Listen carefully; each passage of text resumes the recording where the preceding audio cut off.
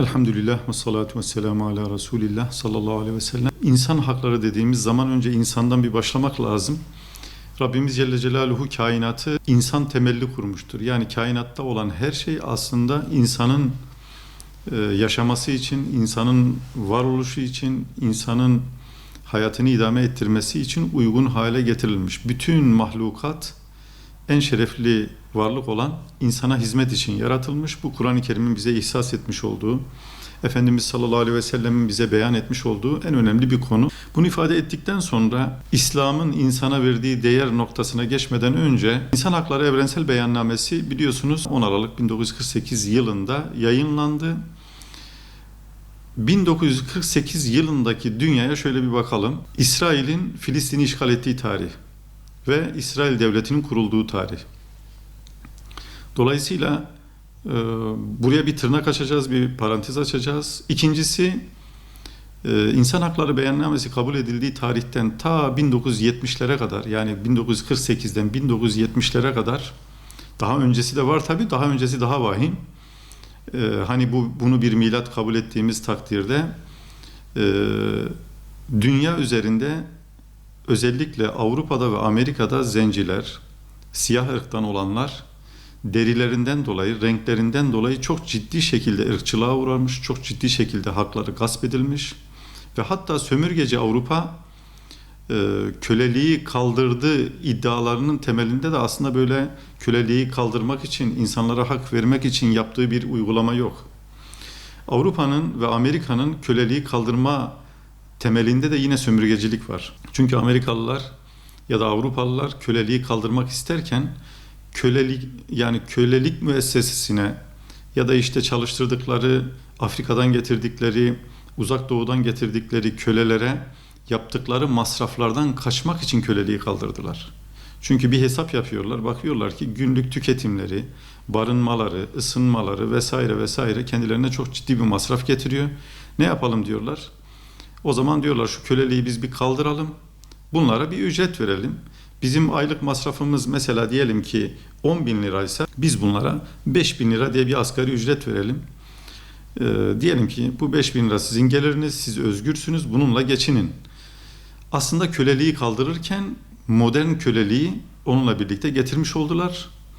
Ve ta 1970'lere kadar çok net bir şekilde zenciler ve köpekler giremez diye lokantalarına yazı yazmış insanlar bunlar. Kendi sosyal hayatları içerisinde başka dinden olan, başka renkten olan, başka toplumlardan olan insanlara özgürlük hakkı vermemişler. Ama bunu yaparken de insan hakları kılıfı içerisinde, örtüsü içerisinde yapmaya çalışmışlar. Biz işte kölelere hak verdik. Onlara artık kendileri özgür olarak çalışıyorlar ama verdikleri ücret köleliğin devamını, emperyalizmin, sömürgeciliğin devamını sağlayan bir ücrete dönüşmüş durumda. Burada 1948'e bir tırnak açalım dedik, bir parantez açalım dedik. 1948 yılında özellikle insan haklarını kabul eden başta Amerika olmak üzere, daha doğrusu bu bildiriyi yayınlayan başta Amerika Birleşik Devletleri olmak üzere neredeyse Avrupa'nın önde gelen bütün ülkeleri el birliğiyle Filistin'i işgal etmişlerdir. İngiltere ki bu konuda başı çekmektedir. Filistin'i Birinci Dünya Savaşı'ndan itibaren 1948 yılına kadar Yahudilerin yerleşimine uygun hale getirme, orayı bir anlamda rezerve etme işini görmüştür, vazifesini görmüştür. İsrail'in kurulmasındaki temel şahsiyet İngiltere'dir. İngiltere Filistin'i işgal etmiştir. Orayı İsraillerin yerleşimine uygun hale getirmek için her türlü çabayı sarf etmiştir ve 1948 yılında da fiili olarak İsrail Devleti Filistin'de kurulmuş. İnsan haklarından bahseden, işte evrensel beyannameden bahseden topluluk tam o tarihte bir işgale girişmiştir. Daha sonradan aradan yıllar geçtikten sonra Birleşmiş Milletler'in, yine kendilerinin kurduğu Birleşmiş Milletler'in yayınladıkları onlarca aleyhte bildiriye, karara rağmen İsrail zulmünü, sömürgesini, işgalini bugüne kadar 2025 yılına kadar 1948 yılından 2025 yılına kadar sürdürmeye devam etmiştir ve sürdürmeye de kararlıdır. Bütün bunların arkasında da kim var? insan hakları evrensel beyannamesini ilan eden, altına imzasını atan sözde modern medeni ülkeler var.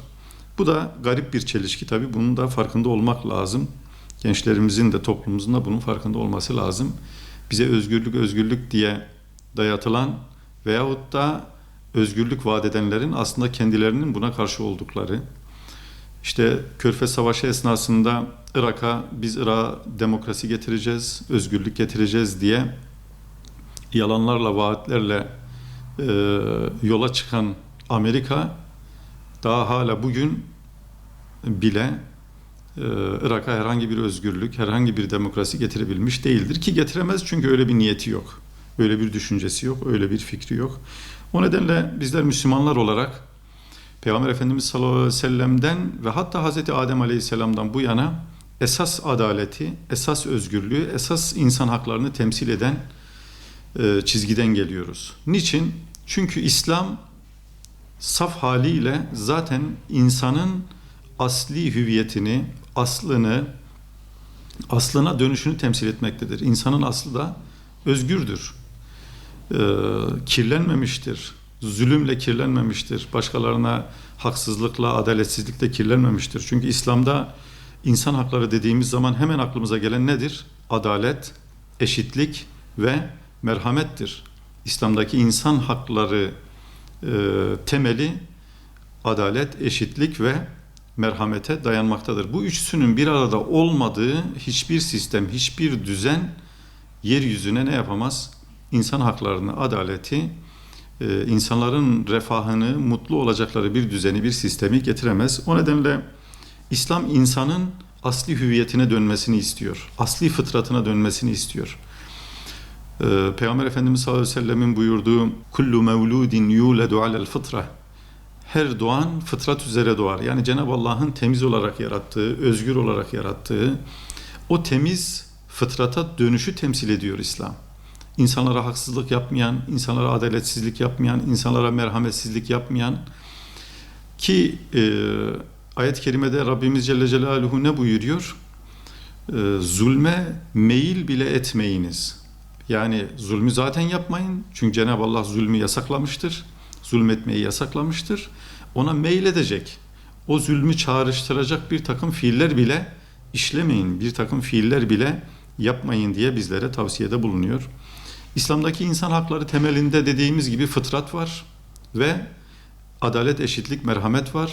Ama bunları temellendirdiğimiz zaman İslam'ın aslında 5 tane çok önemli hakkı garanti altına aldığını görüyoruz. Nedir onlar?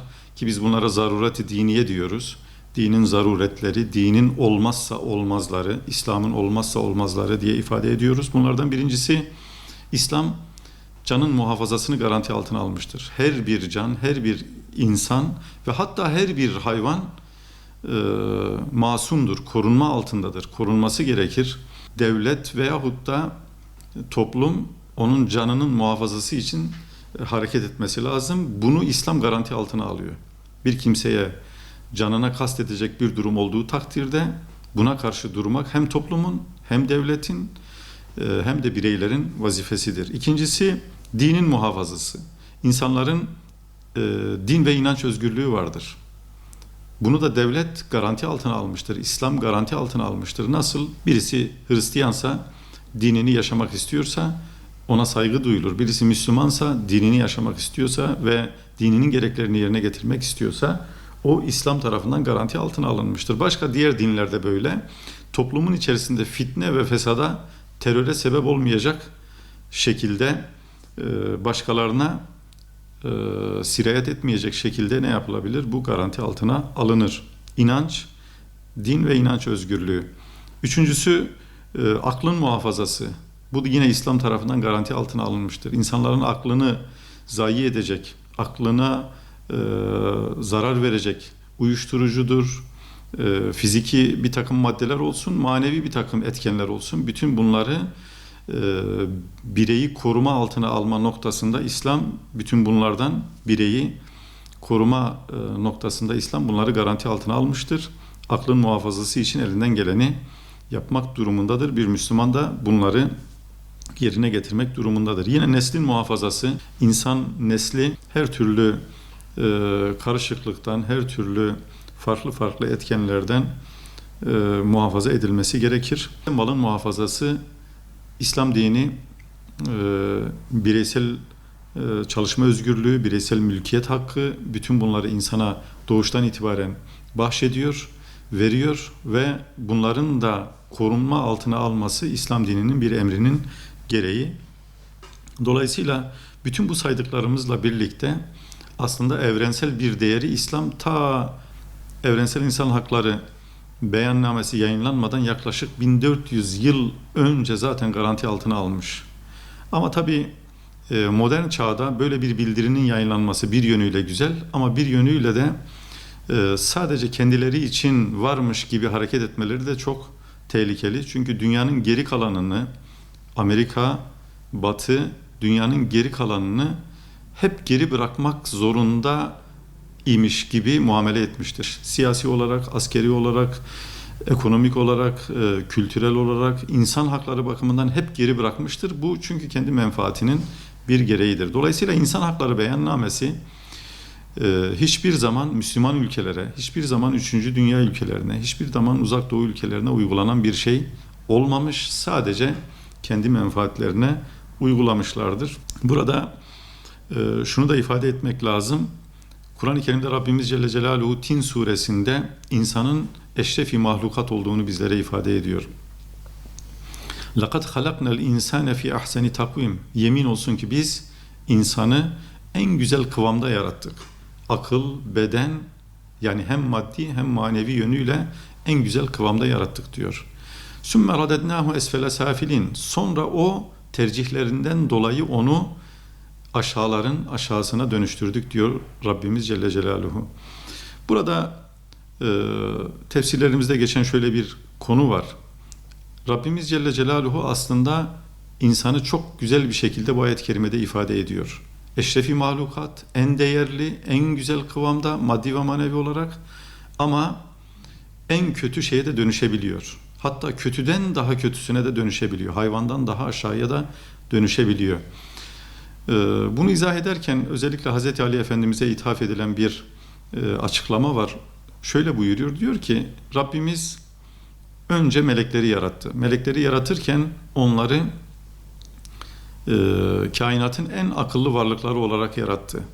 Ama onları bedensel bir takım duygulardan arındırdı. Yani onlara nefis vermedi. Onlara işte dişilik, erkeklik, yeme, içme, uyuma vesaire bir takım bedensel özellikler, nefsi özellikler vermedi. Daha sonra hayvanatı yarattı. Hayvanlara aklı vermedi Cenab-ı Allah ama bedensel bir takım özellikler verdi. Bir takım arzular verdi. Yeme, içme, çiftleşme vesaire bir takım arzular verdi. Ama akıldan yoksun yarattı. İşte tam bu ikisinin arasında, yani melek ile hayvan arasında da insanı yarattı. Meleklerden en önemli özellik olan aklı insana verdi. Hayvanların en önemli özelliği olan bedensel bir takım duyguları, hazları verdi. Ve insanoğlu eğer aklını önceler, aklıyla hareket eder, Cenab-ı Allah'ın kendisine gönderdiği emir ve yasakları akıl süzgecinden geçirerek, aklıyla hareket ederek, duygularını aklıyla yöneterek hareket ederse, yaşarsa bu takdirde meleklere yakınlaşır. Hatta meleklerden daha üstün olabilir. Ama aklını arzularının emrine verirse, aklını arzularının emrine verip, arzuları neyi gerektiriyorsa, neyi istiyorsa onları gerçekleştirmeye, nefsani duygularını gerçekleştirmeye başlarsa o takdirde hayvana yakınlaşır ve hatta hayvandan daha aşağı bir konuma düşer. Bugün yeryüzünde şunu net görebiliyoruz ki insan kötüleştiği zaman insandan daha vahşi bir yaratık yoktur. Bugün İsrail'den daha vahşi bir hayvan bulamazsınız. Yeryüzünde Allah'ın yarattığı mahlukat içerisinde en vahşi hayvanı getirin, İsrail'den daha vahşi olamaz.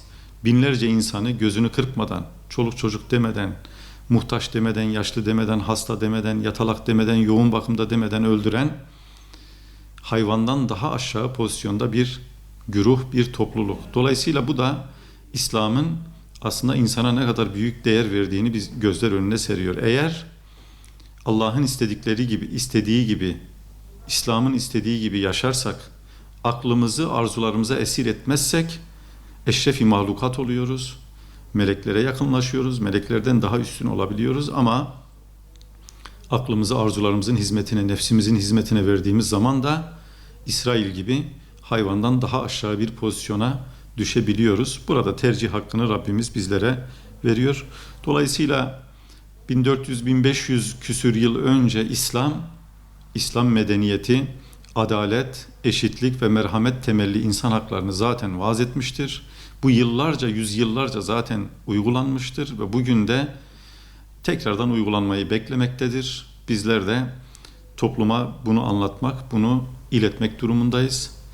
Rabbim özellikle Gazze gibi zulüm altında olan, işkence altında olan, her türlü insan hakkı elinden alınmış, gasp edilmiş diğer bütün İslam toplumlarının bir an önce gerçek anlamda haklarına, özgürlüklerine, adaletlerine, merhamete kavuşmalarını nasip eylesin.